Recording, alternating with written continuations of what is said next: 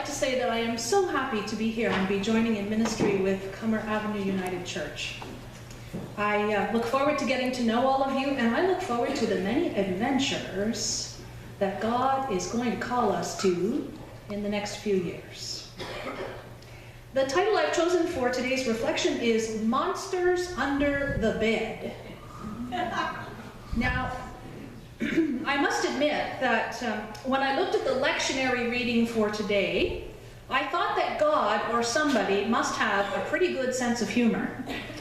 Here we are, my first sermon at Cummer Avenue United Church, and I get an exorcism story. Really? Could it not have been something a little easier? Maybe, blessed are the peacemakers. I could work with that. Peace begins at home. It's a great lesson. Or perhaps, I will raise you up on eagle's wings. Now that could be inspiring.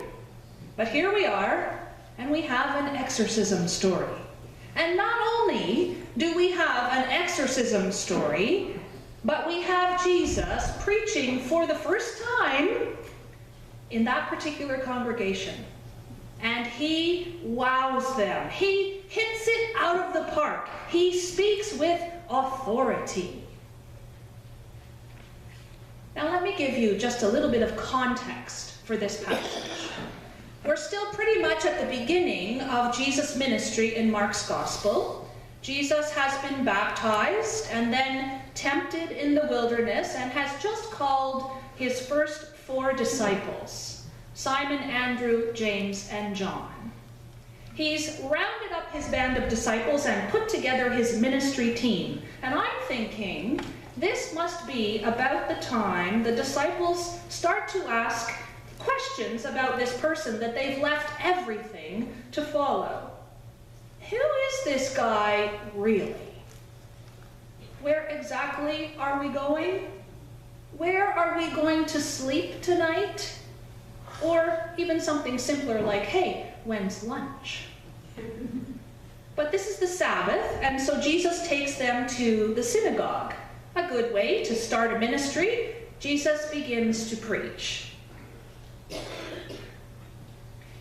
The American theologian and writer and Presbyterian minister, Frederick Buechner, once said that the most hopeful part of the worship service is the moment when the preacher walks to the pulpit and pulls the little chain on the lectern lamp.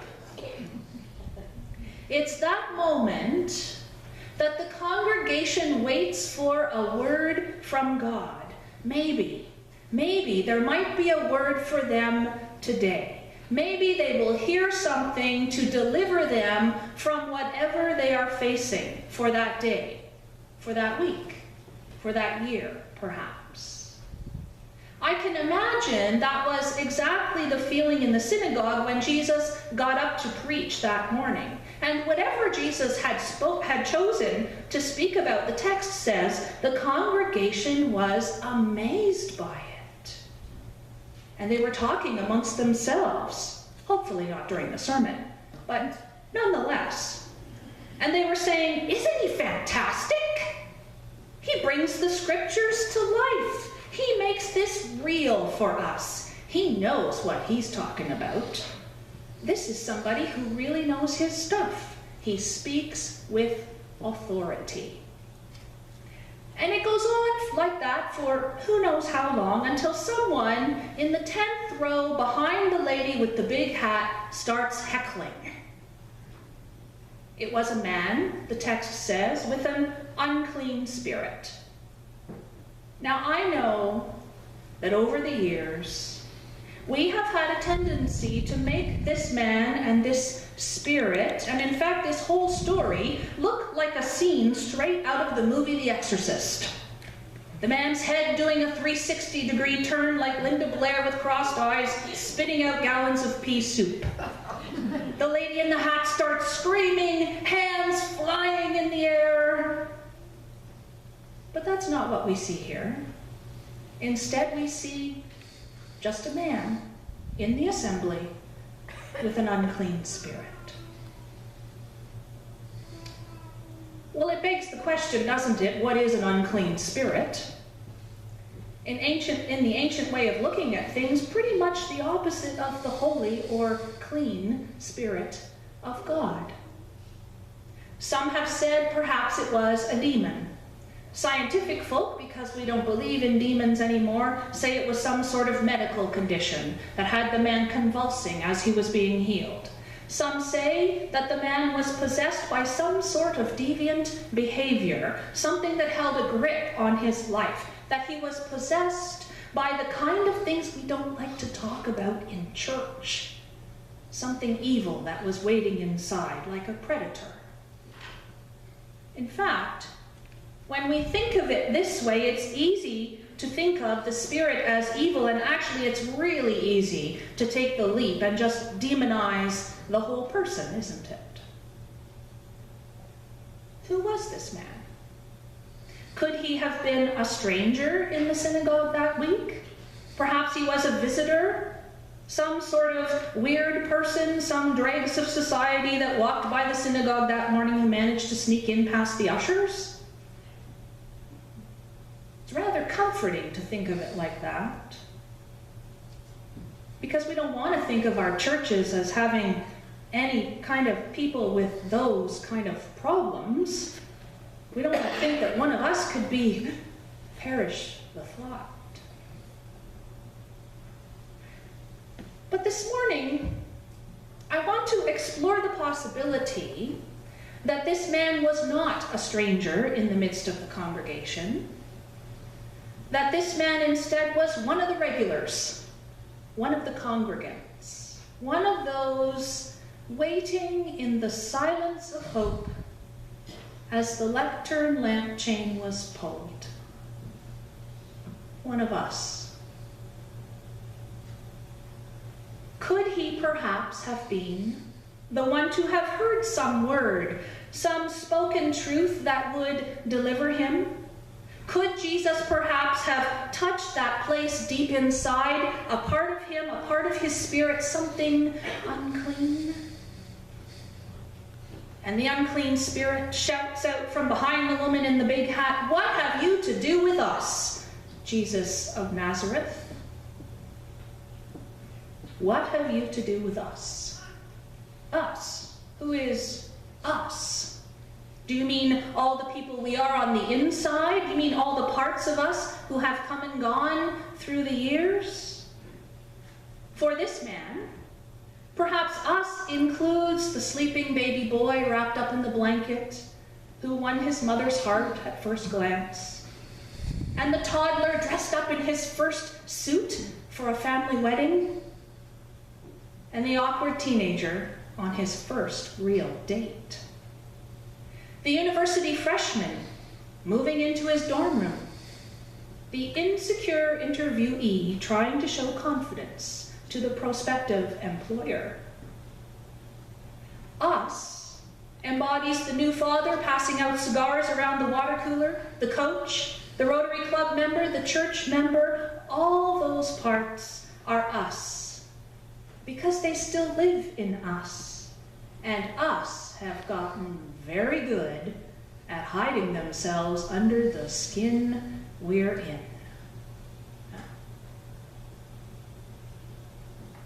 And so for this man, those parts, those unacknowledged but still present parts, cry out together, "What do you want with us?"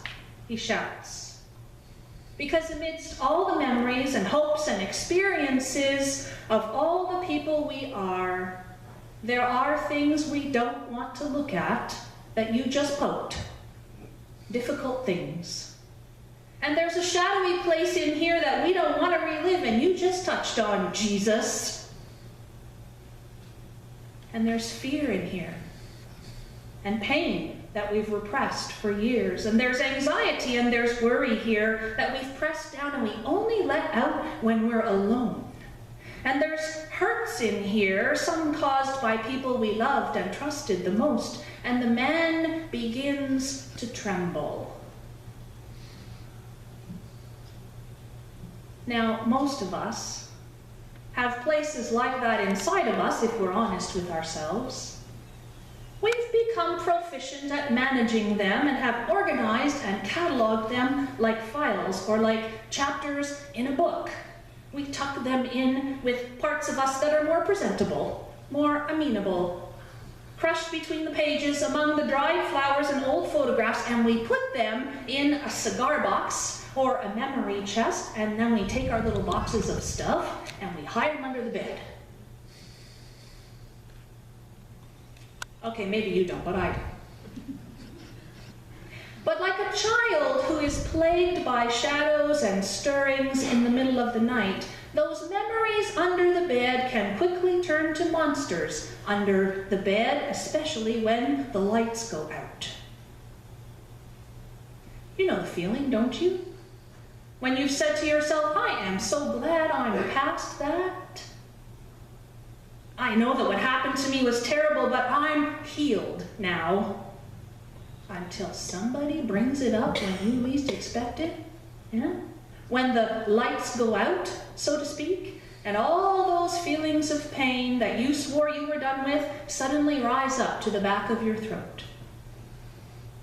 And what happens next for many of us is that we go get that little cigar box, which actually serves as an arsenal for us, and draw on all those monsters and hurts and angers so we have extra resources to throw back out to defend ourselves against what's hurting us right now.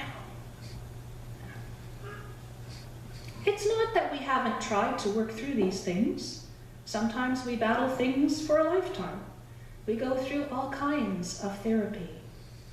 And for the most part, the wound appears to be healed. We're okay. But all of a sudden, something happens to touch that old wound and it flares up again, and we realize that we've been holding on to a piece of it all these years later that still causes pain. And we do that sometimes because of the fact that we have been hurt. And we know what hurt feels like, and we don't want to live through that again. Thank you very much. So if we hang on to it and bring it out at just the right time, we don't have to feel vulnerable with anyone. And we don't have to feel like we'll be left with no reserves, with no defensive monsters in case someone tries to cause us pain again. It's understandable and it's perfectly human. The problem is that when we're holding on to past hurts, past angers, we sometimes miss being able to be close to anyone. We can't open ourselves up to the relationships that we really desire because those monsters, although they may have good intentions, move from being under the bed to standing as a blockade in front of us, and they serve as a wall between us and those with whom we want to be in relationship. In fact, those monsters keep us from being totally intimate with God. Because if we were to totally open ourselves up, if we were really to give those things over to Christ where they belong, we would have to be vulnerable with God as well. We couldn't go on pretending that we're able to do even one thing on our own, and then where would we be? That would leave us completely dependent upon God, and that's a scary place to be for most of us. We like control. We like being in charge of ourselves and not being dependent on anyone, don't we? Is it any wonder the man was coughing and convulsing when Jesus was healing him? We don't want to give up our stuff. We don't want to give up our self-sufficiency. We don't want to give up our defenses.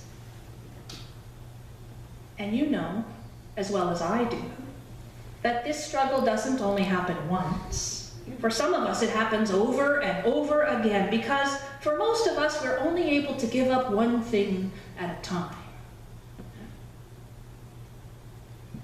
Thank God, Jesus comes to us over and over again. Thank God that the Holy Spirit continues to show us the things in our life that we can give over to the divine, and even gives us the strength to walk in newness on new pathways, gives us the strength to depend on God. And if there's anything in this world that I would want to depend on, it would be God. And scary as it may be to think of being that vulnerable and open with anyone, God already knows everything you've got. Everything that has ever happened to you, everything you are, and despite what you might think of yourself, loves you anyway. And every day, Christ sees us sitting in the 10th row behind the lady with the big hat as we scream out loud or whisper to ourselves, "What do you want from us, Jesus of Nazareth?" And Jesus answers the us, "Be silent. Be still. I'll look after this for you." And he looks to the monsters that have so valiantly guarded your heart. Come out of there. She doesn't need you anymore, because I'm here. I'm the one who can love him as he needs to be loved, the one he can trust, the one she can depend on, and I'll never leave her alone. Thanks be to God. Amen.